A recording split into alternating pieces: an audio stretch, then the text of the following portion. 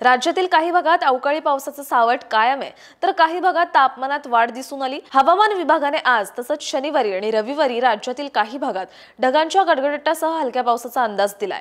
हवामान विभागाने आज सिंधुदुर्ग, नांदेड आणि लातूर जिल्ह्यातील काही ठिकाणी ढगांच्या गडगडाटासह हलक्या पावसाचा अंदाज दिलाय, तर धाराशिव, सोलापूर, सांगली, कोल्हापूर जिल्ह्यात काही ठिकाणी विजा आणि ढगांच्या गडगडाटासह हलक्या ते मध्यम पावसाचा येलो अलर्ट हवामान विभागाने दिलाय।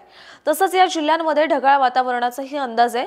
गुरुवारी आणि शुक्रवारी तापमानात काहीशी वाढ होण्याचा अंदाज हवामान विभागाने दिलाय। शनिवारी रत्नागिरी, सिंधुदुर्ग, कोल्हापूर, सातारा, सांगली आणि सोलापूर जिल्ह्यातील काही भागात ढगांच्या गडगडाटासह हलक्या ते मध्यम पावसाचा अंदाज हवामान विभागाने दिलाय, तर या राज्यातील इतर भागात ढगाळ हवामानाचाही अंदाज हवामान विभागाने दिलाय। राज्यातील इतर भागात अवकाळी पावसाचं वातावरण निवळल्यानंतर तापमानात वाढ दिसून आली।